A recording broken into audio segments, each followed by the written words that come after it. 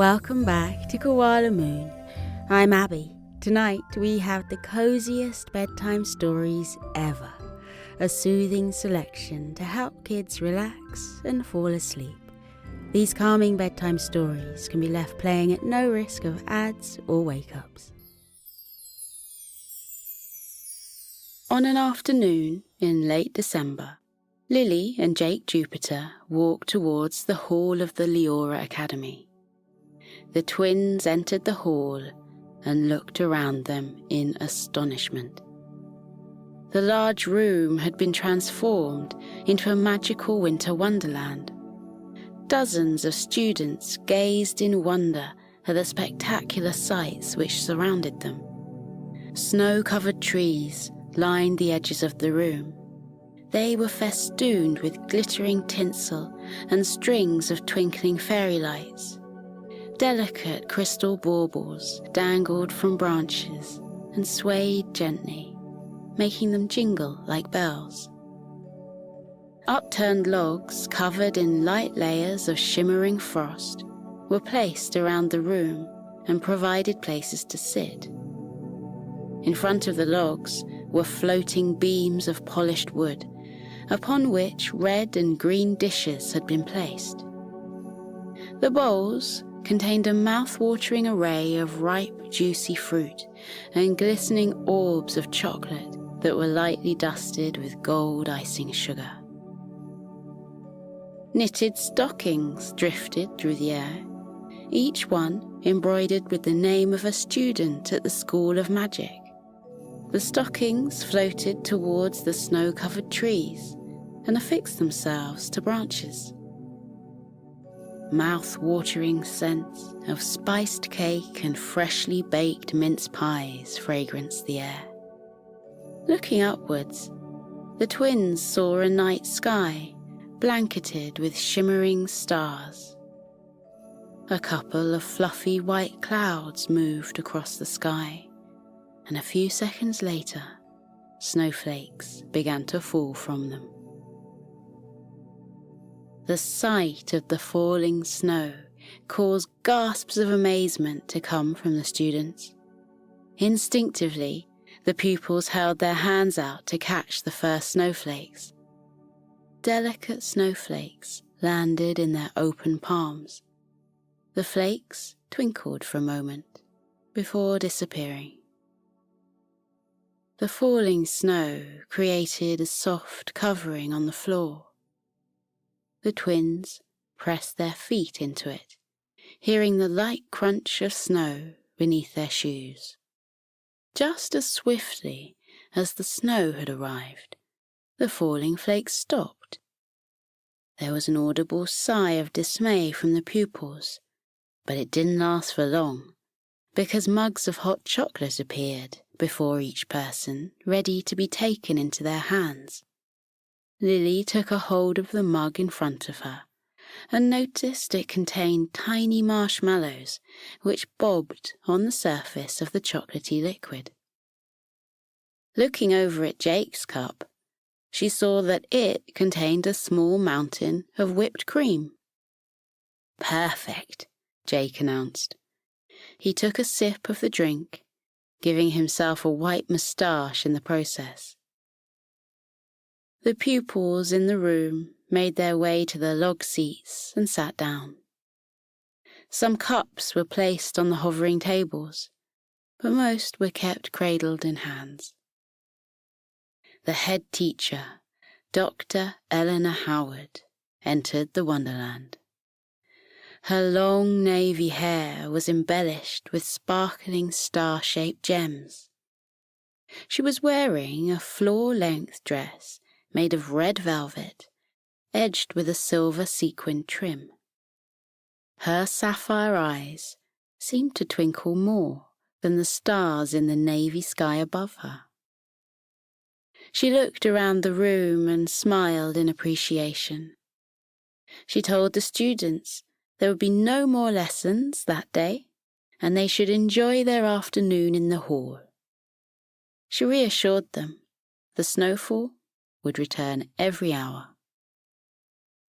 Her gaze rested upon the twins, and she walked towards them.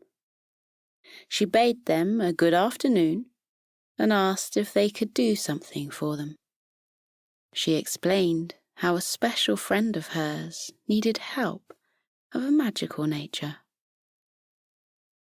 Dr. Howard cast a glance around the enchanted room and said she didn't want to take the twins away from it, not if they didn't want to go, and it was a matter which could wait a little longer. The twins quickly shared a look of understanding. They never missed an opportunity to use their magical skills. Lily put her empty mug on the floating table in front of her and asked, "What would you like us to do?" Dr. Howard clicked her fingers, and a faded red book appeared out of nowhere. She plucked it from the air and gave it to Lily. "Return this to the library across the road, please. Wrap up warmly before you set off. You must ensure the book goes back on the correct shelf. The librarian will show you where to place it. From there, you will know what to do." With those puzzling last words, the head teacher left the hall. Lily looked at the red book cover. There were no words on it. She checked the spine, but that too was blank. Jake looked over her shoulder as Lily flicked through the pages. There wasn't a single word anywhere. They made a quick stop to their rooms to collect their coats. Bearing in mind Dr. Howard's words about wrapping up warm, they gathered their hats, scarves, and gloves, even though the December weather was mild that day, with no hint of snow on the way. They left the school, crossed Calverley Street, and entered Leeds Central Library. Once inside, they walked into the main lending area and looked around it. Lily whispered to Jake, "There are 3 librarians. Which one should we talk to?" Jake smiled and pointed to the left. "That one. She's got wings, but they're very faint. Can you see them?" Lily squinted, as if that would help. A woman wearing a green dress was placing a book back onto the shelf in front of her. There was a light, shimmering haze across her back. Lily focused more and soon made out the shape of fluttering wings and came to the conclusion the librarian was a fairy. Supernatural beings of all kinds lived and worked around the city, but only those with magical abilities, like Jake and Lily, could see them. The twins crossed the room and approached the librarian. She heard their footsteps and turned around, a ready smile on her face. Before the twins could say a word, she put a finger to her lips and moved to the far side of the room. She stopped at a line of shelves. Lily and Jake followed her. Still silent, the librarian pointed to a narrow gap in the books before her. She gave the book in Lily's hand a pointed look, and then, soundlessly, tapped the shelf. Lily carefully placed the book into the gap, not sure what to expect. The librarian gave her a satisfied smile, and then walked away. The twins stared at the shelf. "Now what?" Lily asked quietly. the shelf of books slowly opened like a door. A cold breeze touched their cheeks, and a single snowflake fluttered through the opening and landed at their feet. The twins looked at each other and raised their eyebrows in question. Jake said, "We should go through." Lily nodded. They walked through the opening and into the brightly lit tunnel. They walked along it. The carpet beneath their feet was soon replaced with a blanket of soft snow. They came to the end of the tunnel and discovered they were in a different world. The landscape in front of them consisted of rolling hills and tall mountains. A thick blanket of glistening snow lay over everything. A cable car was waiting for them. Its door opened, and the twins felt a rush of warm air coming from within it. They entered the carriage and walked to the front so that they could look at the picturesque panorama. The door to the cable car closed, and the vehicle set off along the suspended wire, which stretched out over the snowy fields and beyond the mountains. Lily and Jake rested their gloved hands on the window and took in the snowy landscape. The sky was full of fluffy, snow-filled clouds, and, as if on cue, flakes began to fall softly. Some landed on the window of the cable car and displayed their beautiful, delicate patterns. The cable car moved smoothly towards the mountains and went over the top of them. On the other side was a small village that was illuminated with sparkling fairy lights and old-fashioned street lanterns. Cozy-looking homes circled a large lake that was frozen over. People, clad in colourful winter clothes, skated expertly across the glistening ice of the lake. Lily pressed her face against the window. "Jake, are those elves?" Jake looked closer. "They are." He spotted someone at the far side of the village. "Lily, do you think Dr. Howard's friend, the one who needs help, might be Santa?" Lily looked at her brother. "Why are you asking that?" "Because he's sitting outside a house over there." Jake smiled. "And he's waving at us." Lily put her attention on where Jack was looking. She broke into a smile. "It is Santa! Jake, it's Santa!"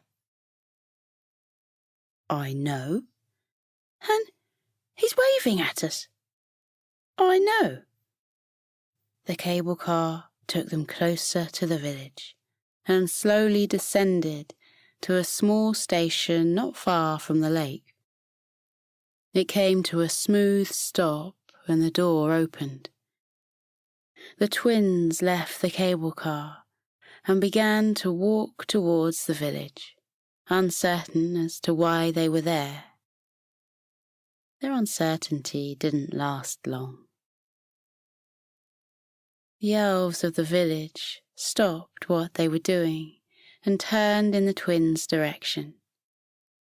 Jubilant calls of "hello" filled the air, and arms were waved with great enthusiasm. Santa appeared behind the jolly elves and smiled at the twins. Merriment twinkled in his friendly eyes. He held his arms out. "Jake, Lily, welcome. Dr. Howard said you were on your way. It's an absolute delight to have you here." Before we get down to business, would you like some hot chocolate? The twins briefly wondered if there was such a thing as having too much hot chocolate in one day. They decided it wasn't, and so said yes please to Santa. 2 elves swiftly appeared at the twins' side and handed them full mugs. Santa asked the twins to follow him to his workshop, where his sleigh was parked. As they walked across the soft snow, Lily and Jake looked left and right at the cheerful village. The snow glistened and glimmered like glitter. They felt like they'd landed in the middle of a beautiful Christmas card. They reached Santa's workshop and went inside. A huge red sleigh almost filled the area. Its polished gold runners sparkled under the light of the fairy lights that were strewn throughout the workshop. Santa moved closer to the sleigh and pointed to the red velvet seat inside. The material was threadbare and bits of shimmering stuffing were peeping out of various holes. Santa said, "I should have had this fixed years ago, but I kept putting it off. Your head teacher visited me last month and saw the condition it was in. She said she knew just the people to help me fix it." He turned his smile on them. "And here you are." Jake put his empty cup down on a shelf. I'm not very good at sewing, but I'll give it a go." Santa chuckled, causing his tummy to wobble like a jelly. "I don't need your sewing help, young Jake. It's your magical assistance I need.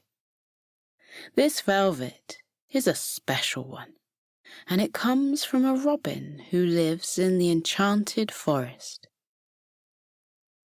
If I give you the directions, could you go there now and speak to the robin? You need to capture her song."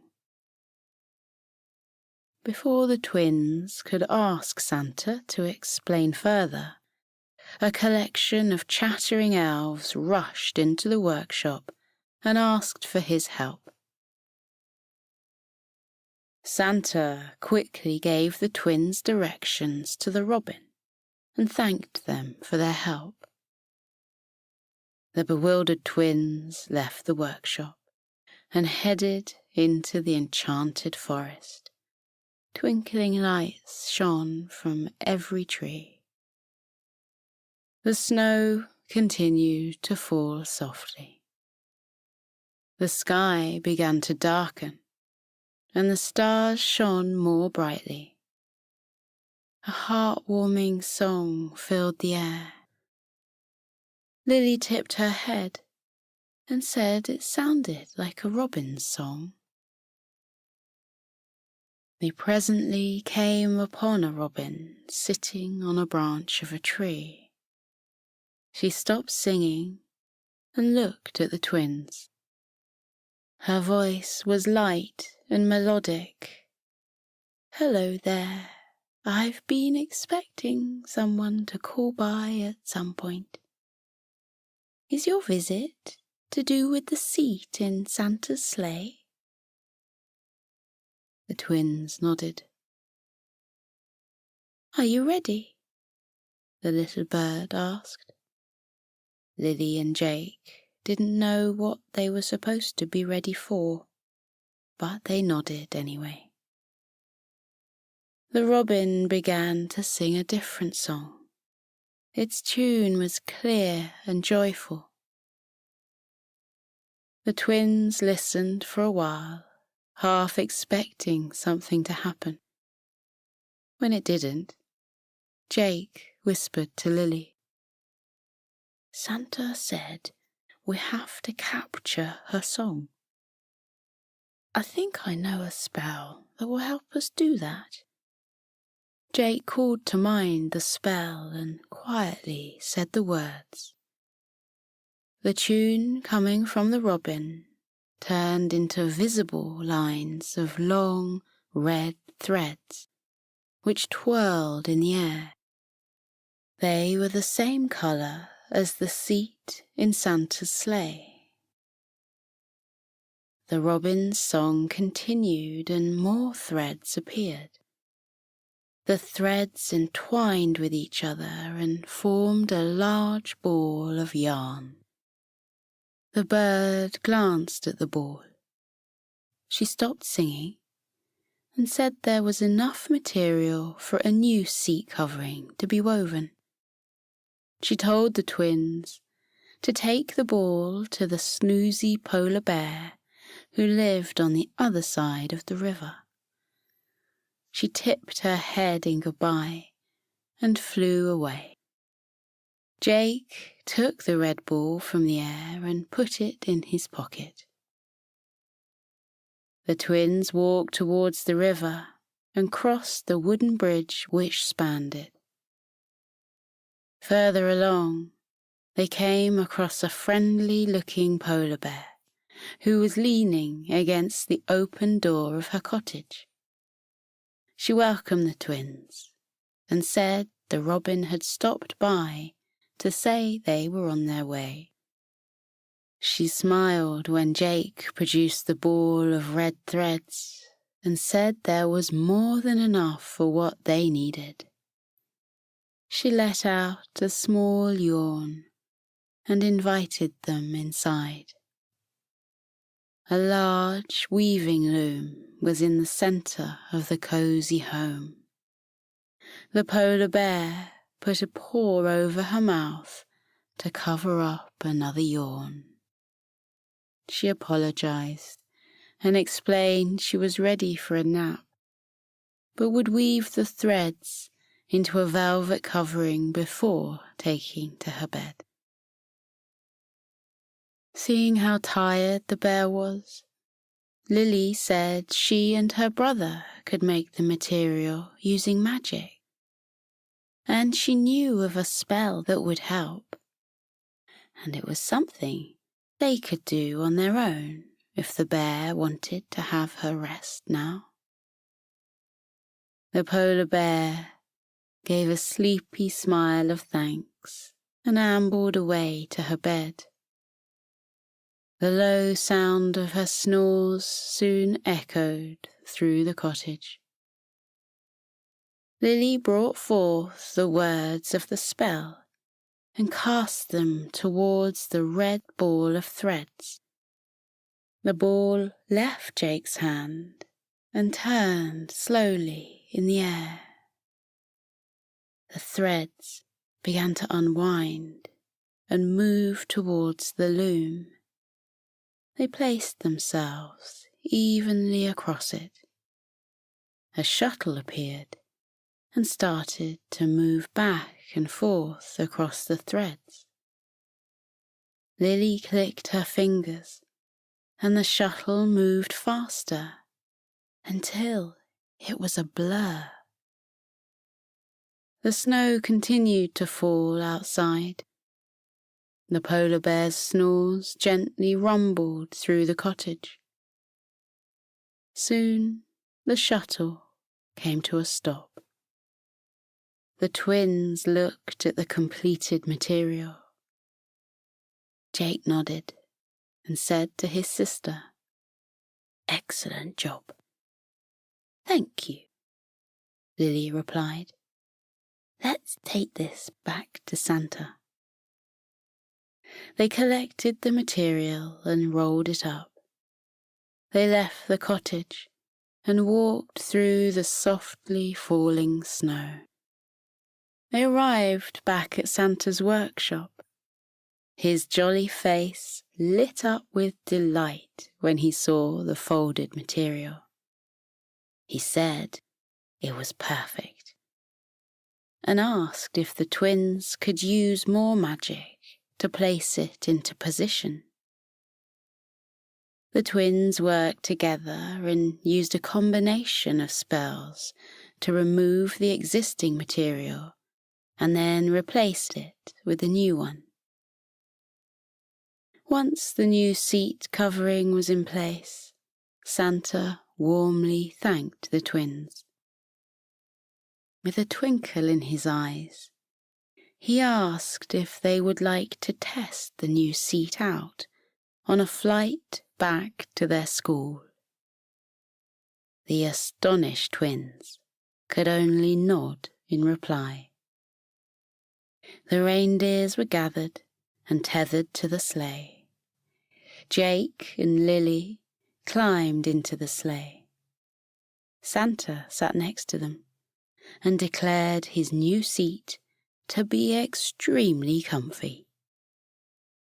Santa handed a rein to each twin and gave them the words which were needed to make the sleigh fly.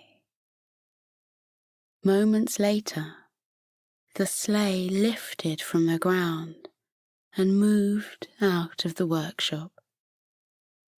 With the reindeers at the helm, the sleigh took to the night sky and flew over the softly lit village. The elves waved goodbye.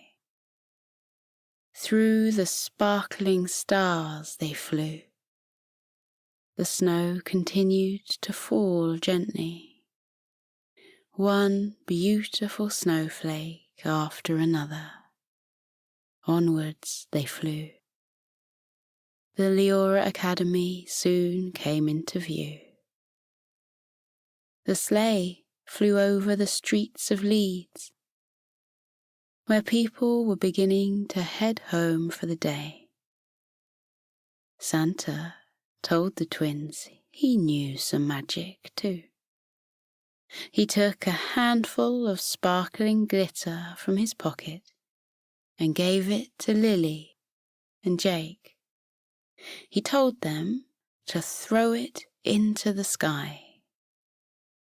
The twins did so. Fluffy, snow-filled clouds appeared in the dark blue sky. The snow began to fall, softly and gently. Glistening white snowflakes fluttering downwards. People stopped what they were doing and gazed upwards at the snow in wonder. Some held their hands out to catch a falling flake. More and more snow fell. The city was soon blanked in a sparkling blanket of snow, which glistened and glimmered like glitter. It turned the city look into a winter wonderland. The sleigh came to a rest at the back of the school, and the twins climbed out of it. Santa thanked the Jupiter twins for their help and wished them a Merry Christmas. The twins waved to Santa and the reindeers as they took to the sky again. It was a Christmas Jake and Lily would never forget. They went inside the school, and the snow continued to fall softly through the night. We're drifting towards dreams now, the happiest, loveliest dreams you've ever dreamt. We're calm and cozy. Your breathing is relaxed and you can feel that lovely weight of the blanket keeping you safe and warm. Aren't you comfy? You are so warm and cozy, so sleepy. As you drift into dreams, count all the things you're grateful for. Let yourself fill up with all of the little moments that made you smile today. See the faces of the people that made you laugh. Think of the things that challenged you. Think of the things you learned and the practice that meant you'll be a little bit better tomorrow than you were today. Think about how warm and cozy and sleepy you are here in your bed. What a day you had. Wonderful things lie ahead for you too. You will have wonderful adventures tomorrow and the next day and the one after that. The whole world is waiting for you. But there's no rush. There's nothing more to do today. All that's left for today is rest, deep, cozy sleep. The most beautiful of dreams are waiting for you now. That's why you're drifting off, gently, into dreamland. So keep breathing slowly. Let yourself get toasty warm. Let your eyelids stay heavy. And know that you are safe. Remember that you are smart. You are brave. You are kind. And you are loved. Think it to yourself. I am smart. I am brave. I am kind. I am loved. You are a dream. When tomorrow comes, you'll face it with a smile, because you are smart, brave, kind and loved. Because you are you. Uniquely, wonderfully you. What kind of dream are you drifting towards tonight? You can dream however you want, because your imagination is as wide as the universe. What will you find in tonight's dream? Maybe you'll see your favorite characters. Is that Hector and Sunny over there? Maybe you'll visit the moon, where there's mice eating cheese in the craters. Maybe you'll walk through Sleepy Forest, where Koko the Koala is strumming his pink ukulele on the banks of Sleepy River. Let your imagination take you away. Your dreams are all yours, and you deserve the sweetest dreams of all, because you are brave, you are kind, and you are loved. You are brave, you are kind, and you are loved. And you are wonderfully, uniquely you. You are a dream, and it's time to sleep, tucked up in your bed. Breathe slowly and melt into your bed. Isn't it warm and soft and cozy? It's time to rest. Take deep breaths in and out and let yourself relax as you say goodbye to the day. Let your body get even heavier. Let your whole body go floppy. Drift deeper into sleep with every breath and say goodnight. Remember, tomorrow will be a good day because you have a big heart. You are a good friend. You believe in yourself. You know there's nothing better to be than yourself. It's okay to get things wrong, It's okay to ask for help. You can do whatever you set your mind to. Be proud to be different. Be proud of your achievements. Be proud of yourself. You are a good learner. You are a good listener. You are a good example to others. You are valued. You are loved. You are sleepy. So drift off now, little one. Let the dreams take over. As you sleep, let your dreams take you to magical lands and faraway places. Remember, there's no room for worries in your dreams, just magic. It's a magic place where anything can happen, anything you want. It's a place of positivity and light. Let positivity soak into you and fill you up. Imagine it as a golden light traveling from the tips of your toes to the top of your head. Imagine that wherever the light touches you fills with happiness.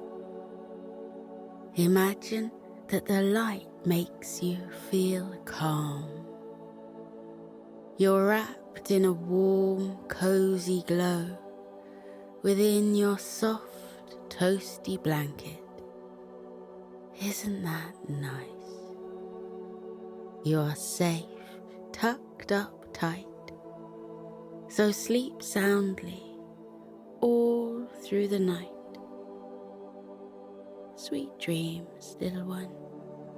I'll see you soon.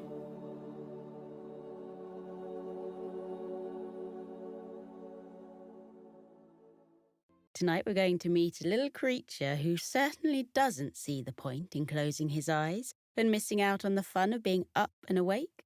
So, to try and encourage him to slow down, his friends decide to point out to him all the amazing things that occur when you sleep, like dreams. This is The Owl That Yawned Till Dawn by Jane Thomas.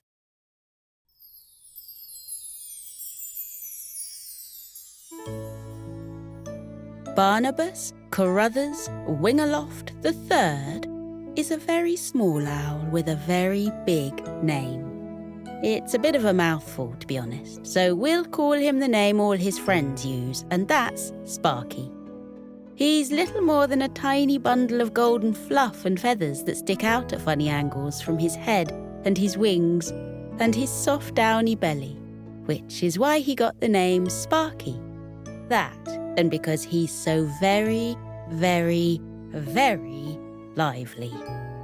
Sparky is interested in 1,000 different things. This little owl likes football and basketball as much as he likes ping pong and pogo sticks. He likes fishing and singing, walking and talking, flying and floating and dancing and boating. He loves all this so much, however, that there's a problem. Sparky never sleeps. As I'm sure you know, owls generally sleep through the day and come out at night. Nighttime is usually the time they love the most, soaring through dark skies, following the lights of twinkling stars, white wings spread wide across inky black backdrops. You may be very lucky and see an owl in the early light of dawn sometimes, when they're heading home from whatever adventures they've just been on. Perhaps you've heard them just as the sky starts to get dark, when the sun sinks over the horizon, an echoing hoot that travels through the trees and out into the open, letting the others know they're awake, they're up, and they're heading out. Sparky loves the night. He and his closest owl friends play flying games, racing from the great oak across to the mighty pine. dashing past branches with barely a feather's breadth between wings and wood. And then there are his bat friends, the squeaking gossips of the night sky, who chitter-chatter from dusk till dawn and can flash through the night faster than a will-o'-the-wisp. Moths are always up for races too. And although they're small, they have the advantage that they can fit into teeny tiny spaces and take sneaky shortcuts through the trees. The thing is, Sparky also loves the day. The colours are so much brighter. He can see for miles and miles, and you can't see rainbows at night. If Sparky slept all day, he would have no idea that rainbows existed. And being a little blob of gold himself, he loves hanging out at the end of them. During the day, Sparky gets to spend his time with a load of different creatures, and some of his best friends are cats and dogs who get to tell him all about the insides of homes where they live. He's all sorts of fascinated by houses and cottages and high-rises and garden sheds. Anywhere really that people like to sleep. He flew into a house once and was so giddy with excitement he raced into the back of a wardrobe. The door closed behind him and he accidentally spent an entire night in there. It's hard to know who was more surprised, the little old lady who opened the wardrobe door who let him out, or his mother when he finally made it back home. He promised his mother he would never disappear like that again, and has stuck to his word, getting stories of these inner worlds from the cats who hang out beneath lavender bushes, and the dogs who lounge about on tartan rugs in the sunshine.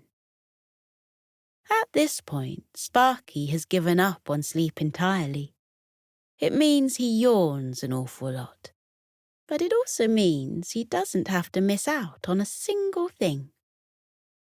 "Little Sparky," asks his grandmother with a smile, "why don't you want to go to sleep?"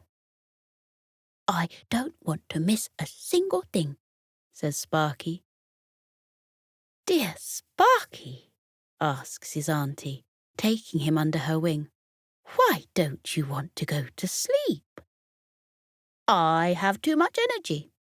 I don't want to be still," says Sparky.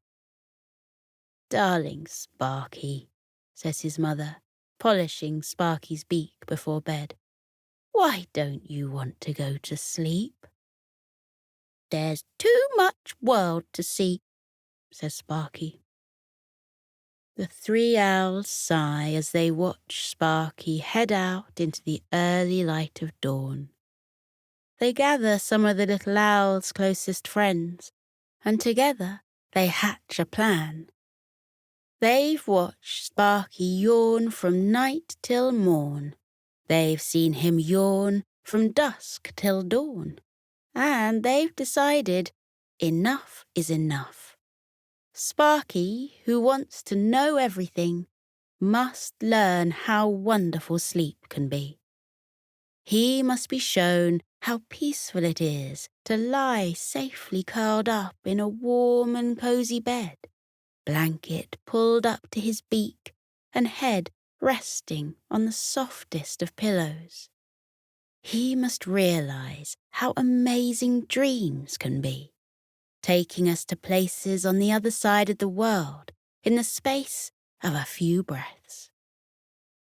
"He will have more energy," says his grandmother wisely. "He will feel happier," says his auntie, assured. "He will still be our Sparky," says his mother with a smile. "Just a Sparky with a lot less yawn." You would think Sparky might have thought it strange what happened as he went about his day. The first friend he came across was a rabbit named Twitch, on account of her little pink nose, always twitching and sniffing the air. You never knew, after all, where someone might have hidden a carrot. "Hey, Twitch," said Sparky. "Do you want to play log balancing? Let's see who can stay on a log the longest." "We could," answered Twitch. "Or I could tell you about my dream last night." Twitch told Sparky all about how she had climbed into her bed and pulled her little blue blanket right up to her nose, how she had shuffled her head this way and that on the pillow, and put her ears in just the right places. Then, how she had drawn her legs up so she was curled up in a teeny tiny ball as she fell fast asleep. Her mother had sung her a lullaby, the way she always did, her gentle voice rising and falling in a soft lilt that told the tale of a rabbit long before, who had run through the fields by day and slept safe in his burrow at night. And then Twitch had disappeared into a dream, where she and her brothers had burrowed and burrowed, digging through soft soil and going deeper than they ever had dared before. The colour of the earth had changed, going from dark brown to the red of burnished copper, and then, all of a sudden, they had emerged into a field where the grass was dry, and the sky stretched above was the brightest blue, and in the distance there had been elephants and zebras, and a leopard lazing on a lilo, and a hippo twirling in a tutu. A giraffe in a scarf had strode slowly by, and the tiniest, blackest, shiniest, smartest dung beetle had rolled past with a perfect ball of dung being pushed by his hind legs. And Twitch had danced with flamingos who swooped and bowed and curtsied and swayed, 1,000 together in a lake that shimmered as if filled with diamonds and stars. And when Sparky had heard the dream, he couldn't believe that it was possible to disappear to such magical places while you were fast asleep. He had always longed to go to Africa and wondered however it might be possible, and here was the answer. He just had to fall asleep. But then he remembered the fun of standing on a log that bobbed and rolled as it rested in a lake, and he thought, well, it wasn't possible to do that and fall asleep, and maybe he should stay awake after all. Twitch's mother was calling her in for lunch, so Sparky went on his way. He flew across one of his favourite fields, the one dotted with sunflowers that turned their faces to the sky and basked in the warmth of the sun, and went to the village of Lower Botherington. His friend Hank lived there, a huge bull who lived in the back garden of an old man's cottage, and the pair enjoyed grumping about their day to each other. "Not enough mud," Hank would grumble, thrusting his hooves into barely squelching ground as if to prove his point. "Too much mud," the old man would mumble back, pointing out the line of black-brown footsteps that now led through his living room and straight to the bottoms of his welly-wearing feet. "Hey, Hank," called Sparky. "Care to race me across the field?" "Oh, I would. I absolutely would," said Hank. "But, you see, it's time for my afternoon nap. Nothing better than an afternoon nap, you know. I have the most wonderful dreams. Do you know what I dreamed about yesterday?" And Hank started to tell Sparky all about how he'd lain down in the shade of his favourite horse-chestnut tree.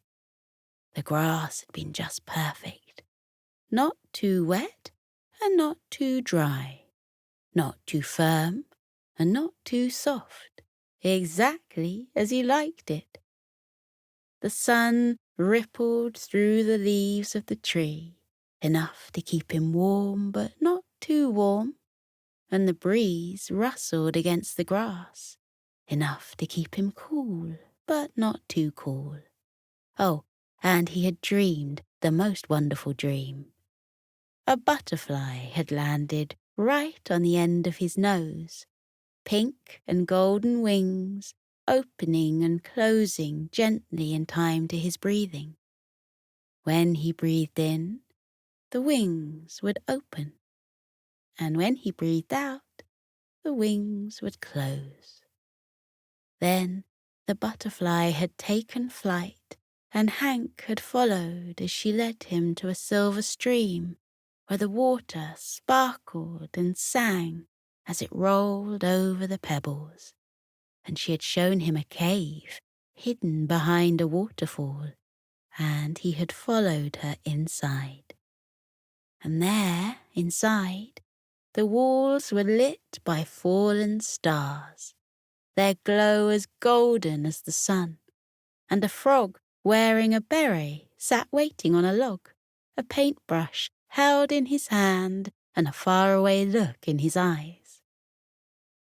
The butterfly led Hank to a clearing in the cave, where light shone down from an opening far above in the ground and lit him in a single beam of sunshine. Then 1,000 fireflies came and placed flowers on his horns and polished the ring he wore in his nose so it dazzled and danced. Then the frog had reached for his paints and stood before his easel, looking back and forth between the canvas and the bull, capturing the moment when Hank was perfectly lit and dressed with 1,000 flowers. And when the frog was finished and the canvas dried, the pink and golden butterfly led him to a cave that opened up as if it were a cathedral beneath the ground, and the painting was hung on a wall with the other masterpieces of the frog. A pea-green duck sailed a boat across the seas, and a snail slid on skis down the side of a snowdress mountain. Here, a chipmunk feasted on golden cherries and chocolate, and there a caterpillar did cartwheels in a flowing silver dress. Sparky blinked a little as Hank finished his story, and thought what a wonderful dream that must have been to disappear into. His feathers felt a little heavy, and he felt a yawn pressing against the inside of his beak, but he pushed aside the feeling and instead waved goodbye to Hank and wished him sweet afternoon dreams. If Twitch didn't want to play with a log, and Hank didn't want to race across a field, perhaps his friend Fergus, the great ginger cat, would join him for an hour of tail chasing before the sun started to set. Sparky found Fergus curled up in the conservatory at the back of the cottage he shared with Mrs. Hazelberry. Theirs was the last of the homes in Lower Botherington, before you reached the lane that led to the sea, and Sparky and Fergus often walked together. Well, Fergus walked and Sparky flew down to the beach at this time of day. Tail chasing in the final hours of daylight was something they both loved to do, twirling round and round on the sand before falling with a splish and a splash into the emerald sea. "Hey, Fergus," called Sparky, knocking with his beak on the glass of the conservatory. "Fancy coming out for a bit of tail chasing?" The large ginger cat stretched and yawned. The sun had come at just the right angle onto the comfiest of the chairs, and he had been indulging in a little bonus catnap while Mrs. Hazelberry was off visiting her sister for the day. When she was home, there was so often something to disturb him. The clanging of pans in the kitchen, the rush of the washing machine, the hum of the hoover. And he liked to take advantage of every moment when she slipped away for a while. Of course, when she was home and it was evening, he would curl up on her knee, and together they would have a cheeky bit of bonus shut-eye. But during the day, it was a rare treat to squeeze in a sleep. "I'm sorry," said Fergus, swishing his tail by way of apology. "You know I would. I love a bit of tail chasing. But I've just emerged from the most wonderful dream, and I'm hoping I can slip back into it." And for the third time that day, Sparky found himself listening to the story of a dream. It didn't cross his mind at all that it was perhaps terribly strange that all his friends were telling him about their most wonderful dreams. Maybe because he was getting awfully wrapped up in the stories, and rather beginning to wonder if he could conjure up something as magical as them. Fergus explained that he had climbed onto the couch and settled his head against his favourite cushion, rolling onto his back and spreading his paws to take full advantage of the warmth of the late afternoon sun shining through the window. He had done his usual trick of counting imaginary stars to fall asleep, and was barely halfway round the outline of a weeping willow done in silver sparkles when he disappeared into a dream. The cat had found himself floating on a flying carpet, one so soft he sunk right into it as he watched the golden tassels flap and flail in the wind. Higher and higher he'd flown into the sky, drifting over trees and forests and far away to the mountains. The carpet had floated down until it landed on a bed of purple heather, and Fergus had stepped off and followed the lilting sound of a lute to the very top of the snow-capped mountain. And there, on a rock, green with moss and as soft as the snow, sat a llama with a little guitar, strumming a song he had learned 10,000 miles away. The llama hummed, a sweet melody lifting into the sky and taking flight with 100 bluebirds that rose on the notes of the song and spread it to all the corners of the land. And then he was back on the carpet and flying away from the mountain and heading over the sea. And he looked down to see a dozen dolphins dancing in the twilight, silver waves rushing over them. Whales wallowed in the waters, warmed by the rays of the sun, and seagulls spread their wings and soared, eyes closed, towards the distant horizon. And the skies turned pink as the sun started to sink lower and lower in the sky. On the backs of the seagulls were oysters, open to the air, and pearls shining and gleaming, polished to perfection. And the oysters rocked back on the feathers of the birds and felt the sun and saw the first stars appear in the sky overhead. As Fergus finished his story, Sparky found he could do nothing to stop his yawn. His beak stretched wide, and he rushed to cover it with his wing, just as his mother had taught him to do.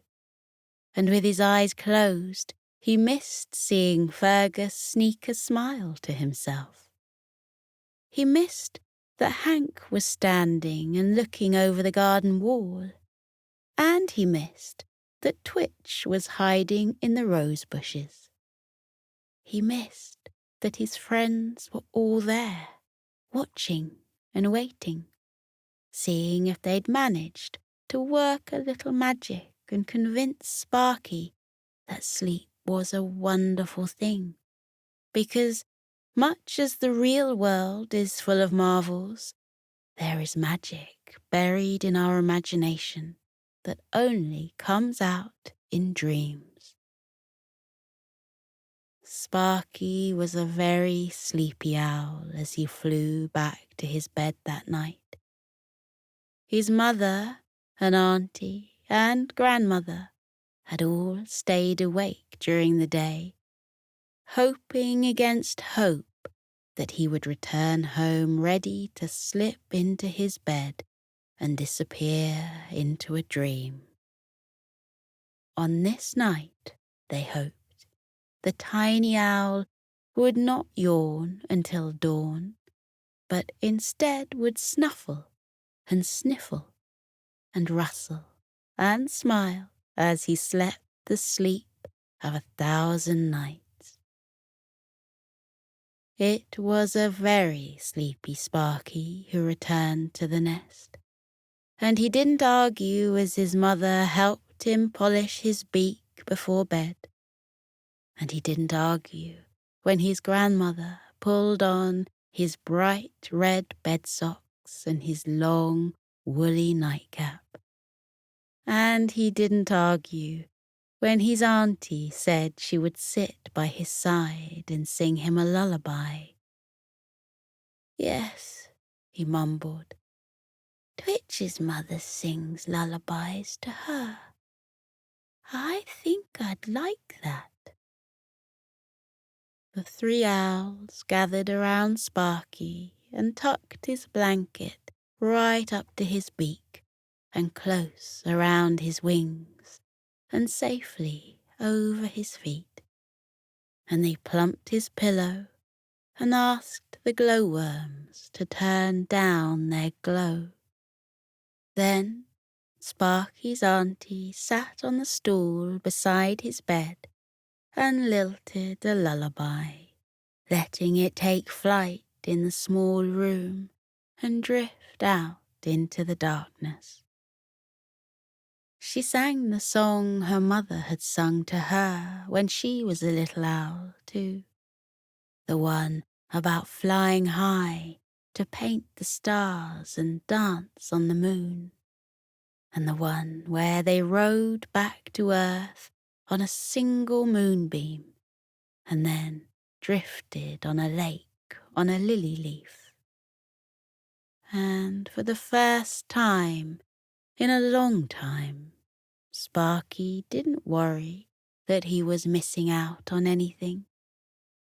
He didn't feel that he needed to keep moving and rushing from one place to the next. He didn't sit and imagine the size of the world and how much there was to see. As he lay in the bed, warm and cozy, he felt his wings relax at his sides.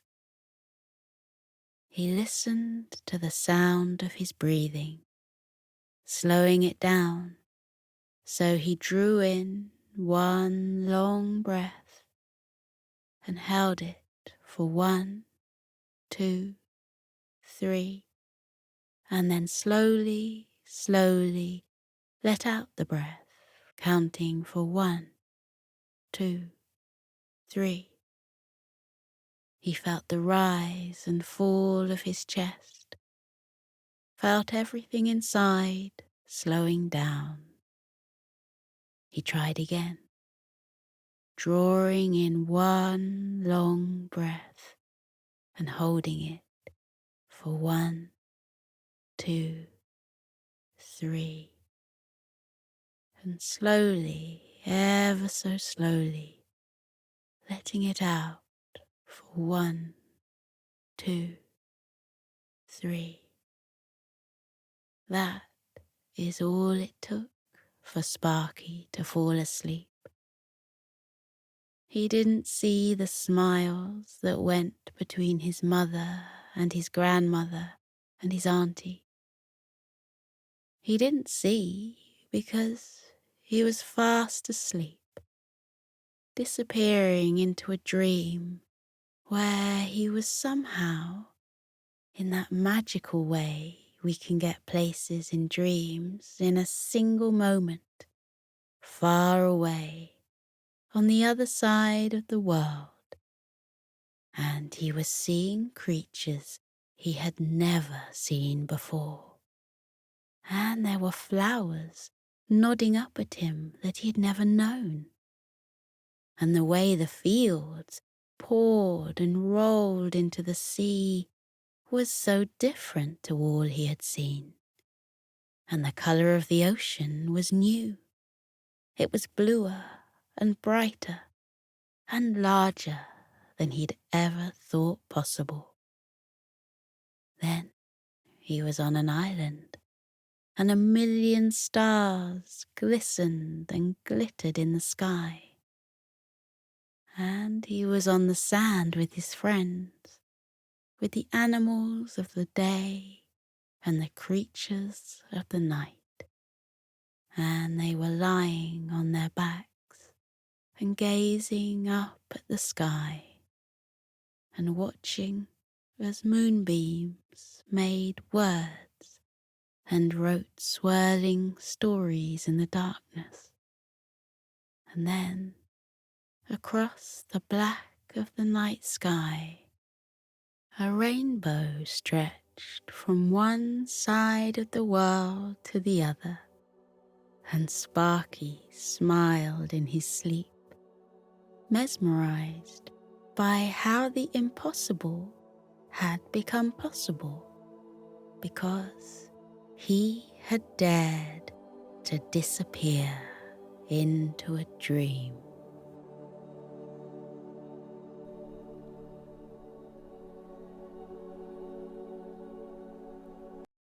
If you've ever travelled around the British countryside, you'll be aware that some of the views are epic and jaw-droppingly beautiful.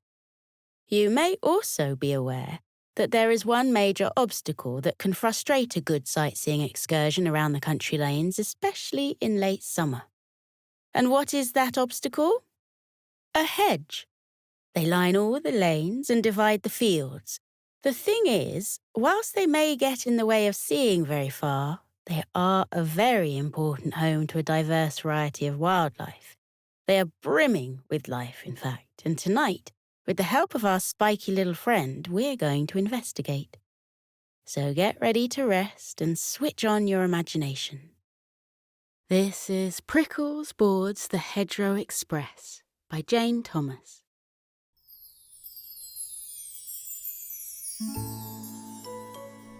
Have you ever heard a rustle within a hedge and wondered what little creature is scurrying around inside it? There are whole worlds hidden in the hedges in our towns and countrysides. It is said that if you were to take all of England's hedges and place them end to end, they would wrap around the world 10 times over.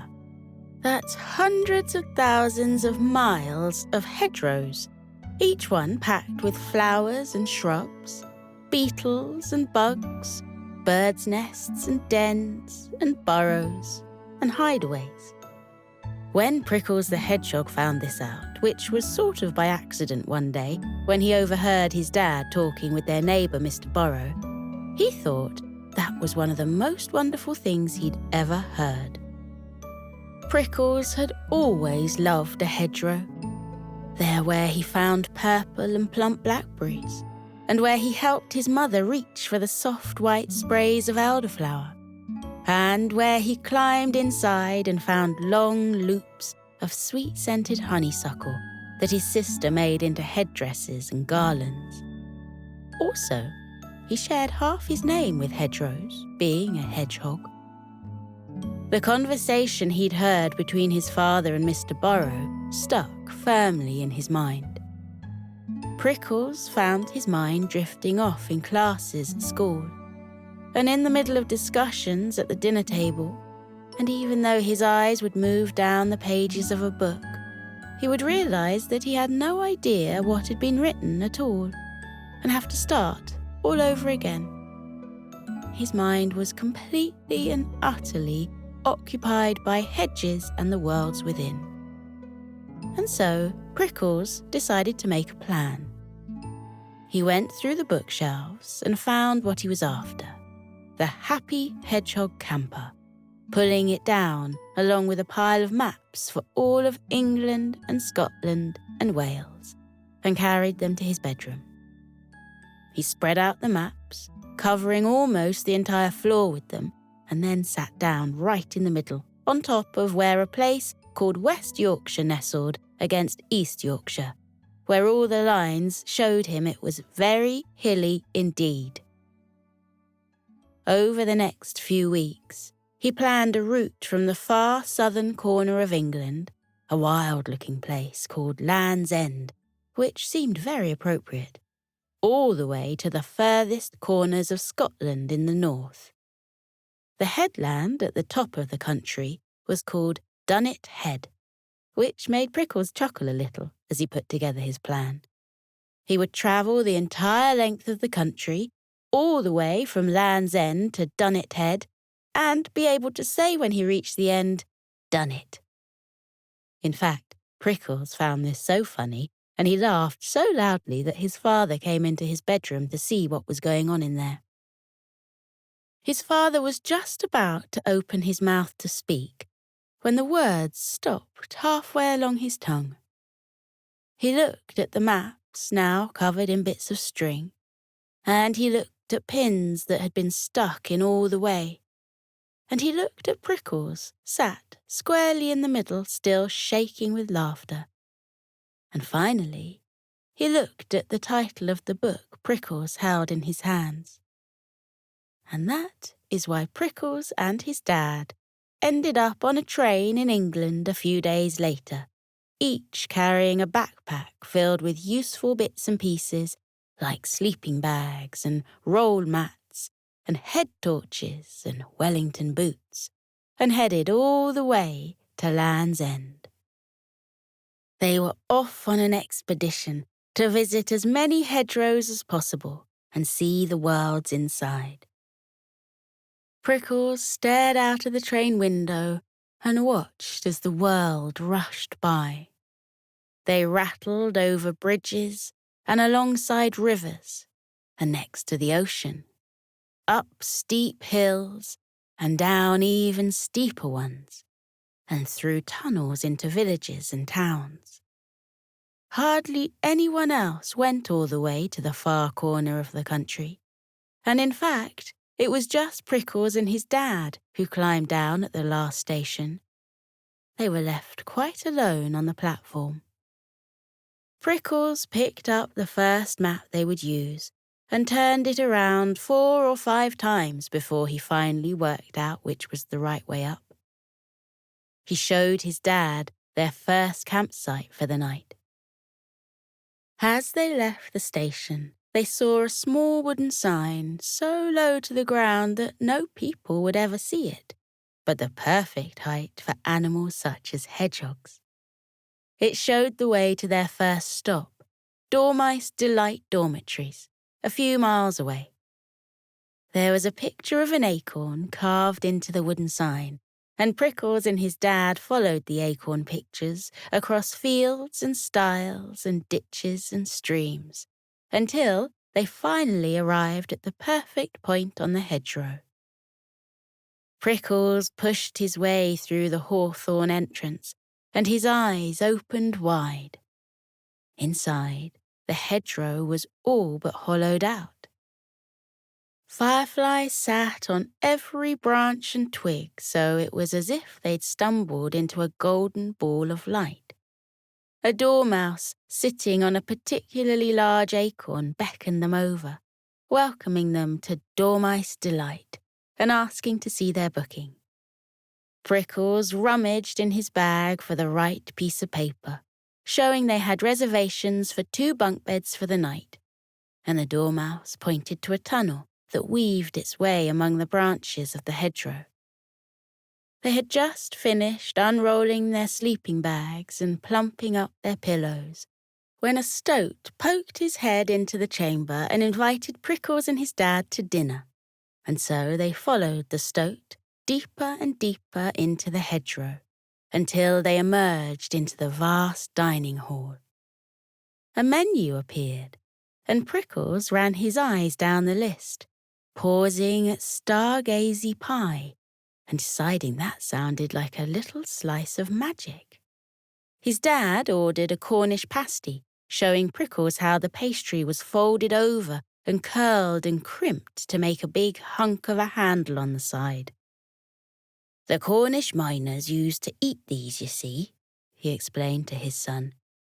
"There would be meat and veg at one end of the pasty and then something like apple and blackberry at the other end, so you'd dinner and dessert in one." And then, as he finished eating, he took the last bit of pastry and put it down on his plate. "This bit you don't eat. The miners' hands would be filthy, so they left that last bit alone. Isn't that clever?" Prickles carefully noted everything about the pasty in his diary that evening, his large looping letters also holding reminders of stargazy pie and scones with strawberry jam and generous dollops of yellow cream. It's surprising how quickly the hedgerows came to be like home. They were so thick and strong that even when the wind blew with all its strength and rain poured from the sky, Prickles was completely snug inside. On the days when the sun threw down its warmth, the hedgerows were cool and calm. Prickles particularly loved the hedgerows that came with little information boards showing how old they were and why they'd been grown in the first place. Near a place called Stratford were hedgerows that had been there since the days of William Shakespeare, and Prickles and his dad followed the signs carefully to find a theatre buried deep in the countryside. The theatre was lit by a soft green moss that glowed in the dark, and Prickles sat in awe as a group of field mice put on a play called The Tempest, all about a shipwreck on a magical island, where spirits danced and a magician cast magnificent spells. Prickles held his breath and watched in wonder. "Some of the bushes are so old they remember the first time the plays were put on," whispered a stoat, and the bushes seemed to rustle around him, as if to say it was indeed true. "That's over 400 years ago. Isn't it amazing? And here we are, still putting on those same plays." "It's wonderful," whispered back Prickles, wondering for a moment if anything he wrote in his diaries might be important enough to be remembered in 400 years' time. He had planned his route carefully to visit some of the finest hedgerows in the country, which means they had to head to a place called Cambridgeshire, to what is called Judith's Hedge, the oldest hedge in the whole country. This hedgerow has been a home to thousands of creatures since it was created over 900 years ago. It is older than Windsor Castle, where the queens and kings of England have lived for generations. Older than most of the churches and cathedrals. Older than the castles that still stand on the highest peaks. Older than the ancient stone barns that stand in the fields that are marked out by the endless lines of hedgerows. Judith's hedge was a special place, and Prickles felt that as soon as he pushed past the wild roses that hung around the entrance to the butterfly bed and breakfast where he and his dad would stay that night. A gatekeeper butterfly, orange wings with a perfect brown fringe, checked their booking, and a holly blue butterfly fluttered ahead along the corridors to show them to their room. Hammocks woven from leaves hung from the strongest spiderwebs. Glowworms wrapped themselves around thick hawthorn stems and lit the way. Prickles followed voices deep in the hedgerow and emerged into a huge hall, where moles sat alongside voles and rabbits perched next to hares, and all were turned towards the front, where an elderly frog wearing a sweeping black cloak and a square, flat black hat was giving a lecture. "You'll find," the frog was saying, "that hedgerows are invaluable to animals who use them as corridors of safety, ancient passages where they can pass unseen by the outside world. The hedgerow from the outside may seem dull and bland, a mass of green and brown all tangled together. But peer closer, and the truth twinkles bright and bold." Prickles found a spare seat and settled into it, captivated by the frog, who walked back and forth across a small stage with his hands behind his back, talking to the room and yet also seeming to talk to himself at the same time. He was wrapped up in his words, building up to a grand finale. All the creatures leaned forwards in their seats, waiting in the growing silence to hear what else the frog could tell them. "These worlds within have been the saving grace of wildlife for hundreds of years." The animals nodded. "These worlds within, each unique, are surely—" The frog paused here for dramatic effect, looking up and sweeping his eyes across the animals. "Are surely some of the most magical on earth. The wisdom and sanctuary of the hedgerows are unequalled. Wherever you are, whatever happens, nature will be there to save and support you. Remember that, my fellow creatures, and you will always find hope and happiness." Prickles felt his spines rise up a little, the same way the hairs stand up on a person's arm when they are in the presence of something or someone truly extraordinary. A rabbit next to him whispered, "He lectures at Cambridge University. Isn't that something?" And Prickles felt terribly important indeed, in the presence of a frog who had come to speak that evening from one of the oldest, most prestigious universities in all the world. The next stop on the tour of hedgerows was in a place called Yorkshire, the bit where Prickles had parked his bottom when he'd spread the maps across his bedroom floor all those weeks ago. A badger welcomed him to the Sleepy Stoat, an inn where all the creatures wore flat caps and seemed to drink copious amounts of tea. "Welcome to God's own country," said the badger, smiling proudly as he pointed out the features of the hedgerow. The beds were made of the thick, springy heathers that poured across the countryside in waves of rippling purple. The entranceway was dense with holly, the bright, shiny, dark green leaves, and bright, shiny, dark red berries, serving as both a beautiful doorway and excellent security system in one. That evening, Prickles ate his first Yorkshire pudding, a huge puff of pastry that had been baked into a bowl and filled with rich, thick gravy. In each hedgerow, he noticed the voices of the animals changed. There might be only a few miles between their happy hedgehog campsites, but the accents would be different, and the food would be different, and the flowers and trees and bushes that made up the hedgerows would be different.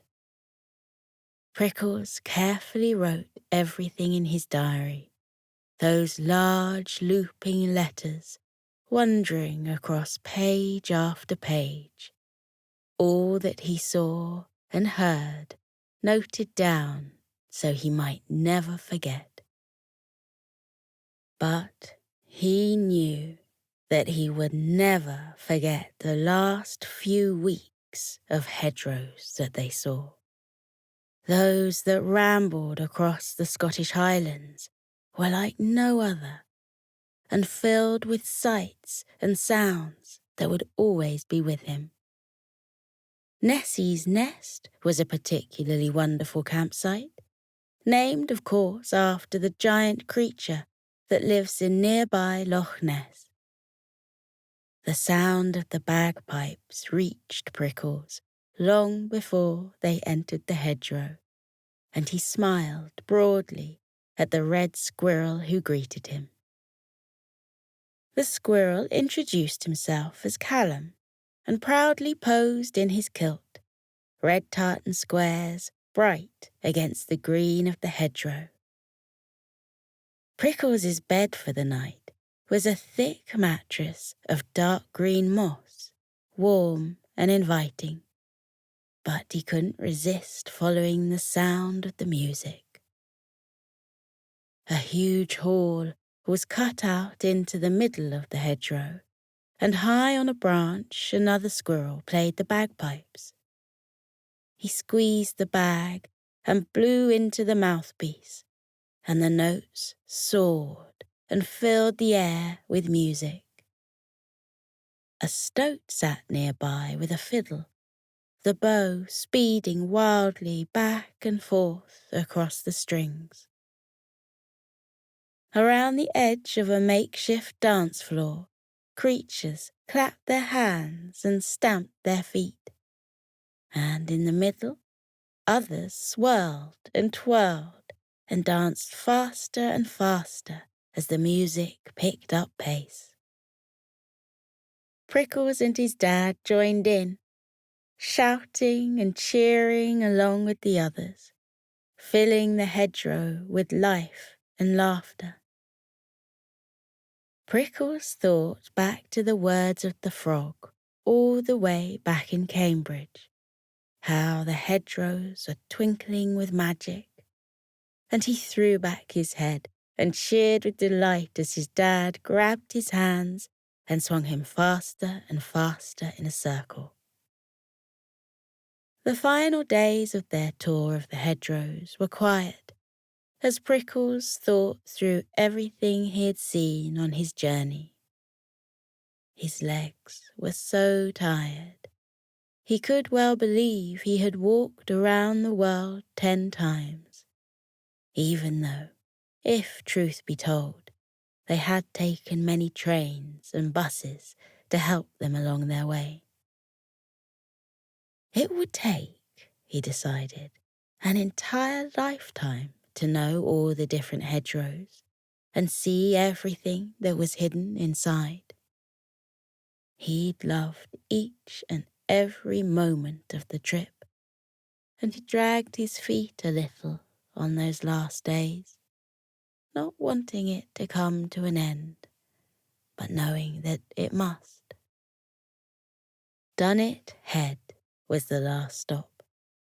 It was a cold and windy day, with the wind whipping its way all the way from Norway, with the feeling of snow and ice behind it. Prickles pulled on his warmest coat and his thickest socks and buried his feet into his Wellington boots, bending himself into the wind and pushing forwards. With each step, his legs were more and more tired. His dad walked alongside him, distracting him by pointing out the thick yellow gorse, or the patches of purple heather, or the birds racing through the sky high above. Prickles imagined the final stop, the Highland Hangout campsite, in the final hedgerow they would see. Scotland had perhaps been the wildest and most wonderful of the places he had seen. There weren't as many hedgerows here, nowhere near as many as when they'd started all the way down in Cornwall, where they crisscrossed and climbed over every corner of the countryside. It was late in the evening when they finally approached the headland, and as Prickles stood there, the wind rushing around him, he whispered to himself, "Done it," and just about found the energy for a little smile. The Highland Hangout was a particularly beautiful hedgerow, or perhaps anywhere would have seemed particularly beautiful that evening, since Prickles was so very, very tired. He yawned and stretched his way through the evening. And in the morning, his father wrapped him in a blanket and carried him, still fast asleep, to the magical train that would whisk them back to Sleepy Forest.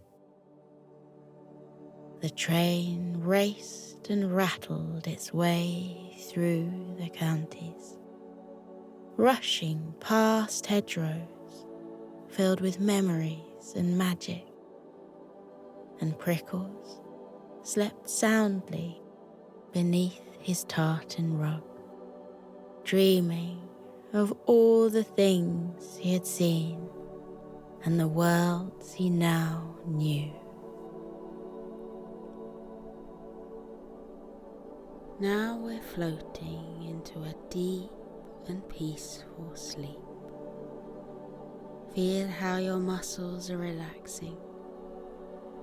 Your arms are heavy and your legs are too, as they loosen and release any tension remaining from the day.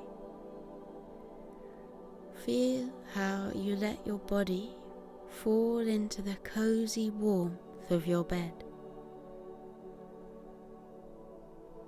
Close your eyes. Let your eyelids be heavy. Breathe deeply. Breathe in and out. Breathe in and out as you continue to breathe deeply, and as you keep feeling how your body becomes soft and heavy with sleep. Let your mind drift away.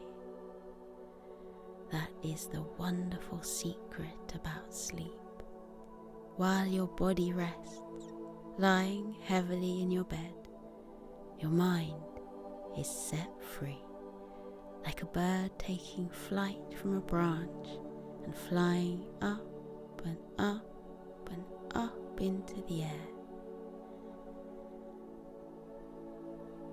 Feel how your mind loosens now, like a balloon that has been untied from a fence, and floats up and up and up like a bird. Up and up and up it floats towards the sky, until it reaches up into the clouds. Imagine that you have risen up high above the world and your head has poked up through the clouds. Then spread out all around you in the silvery moonlight, white fluffy clouds that look like cotton wool or marshmallows.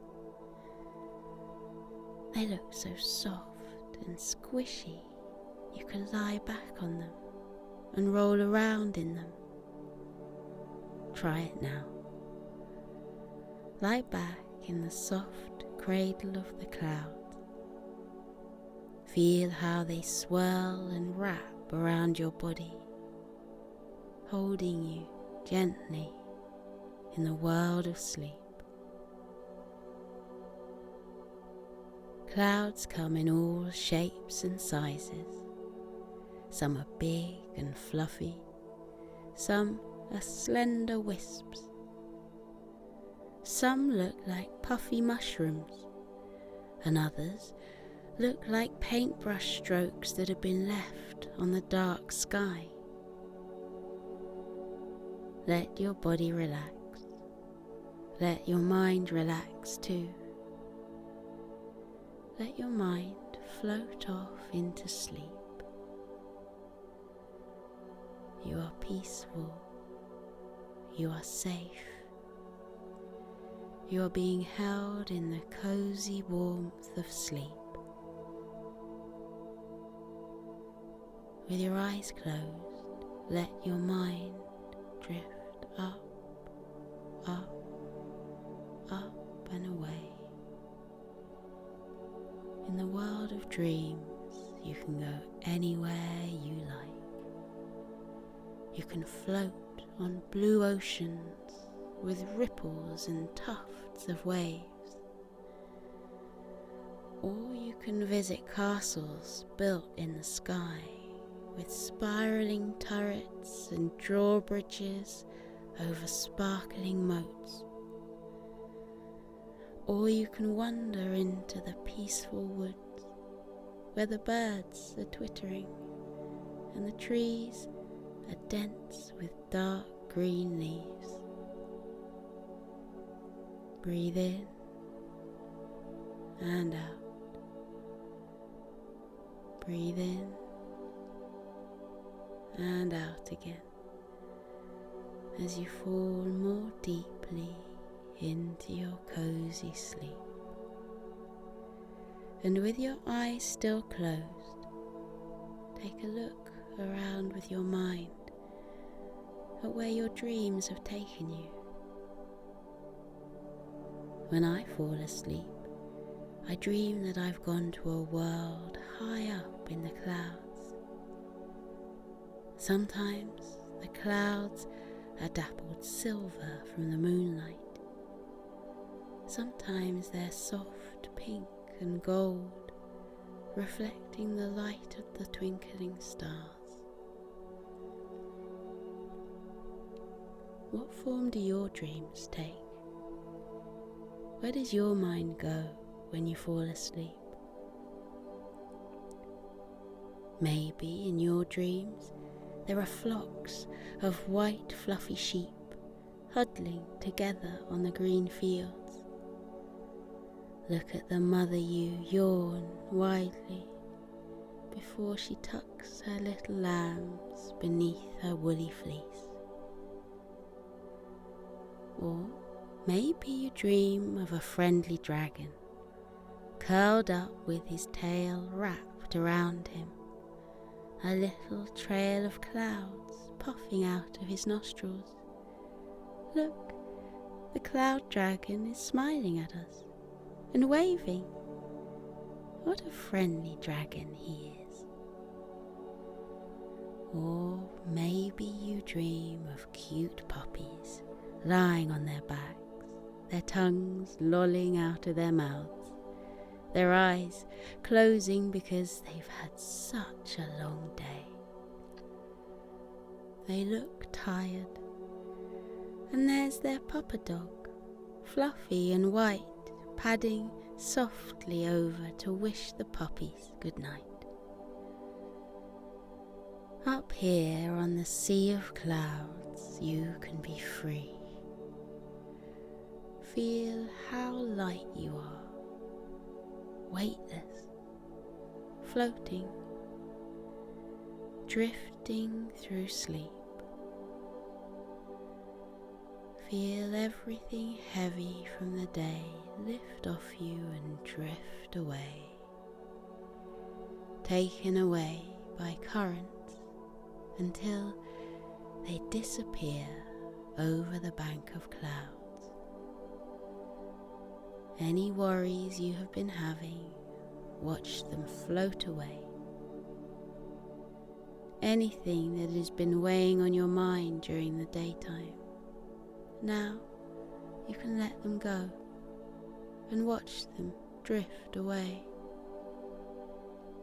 Your worries are not you.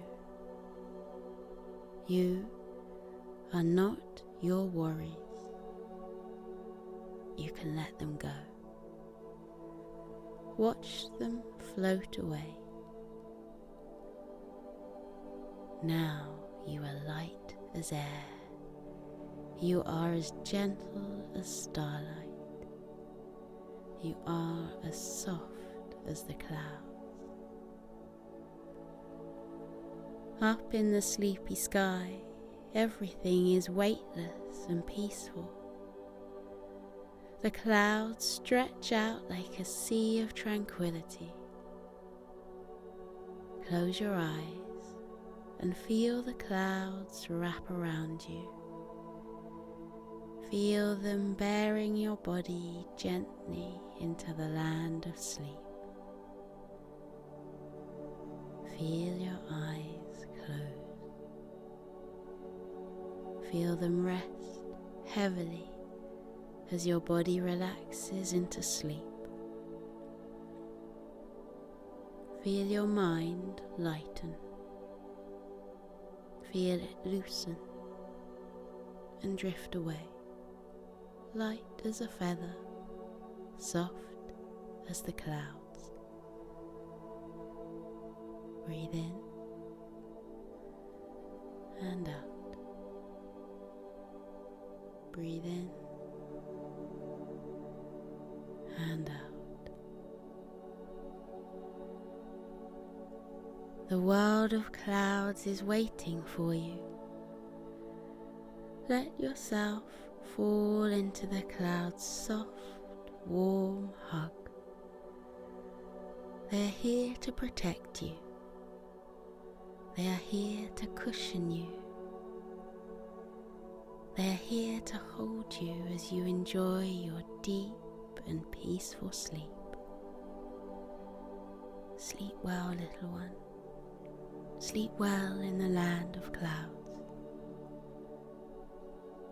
Feel how light you are. Feel how weightless, floating, drifting through sleep, light as air, gentle as starlight, soft as clouds. Good night, little one.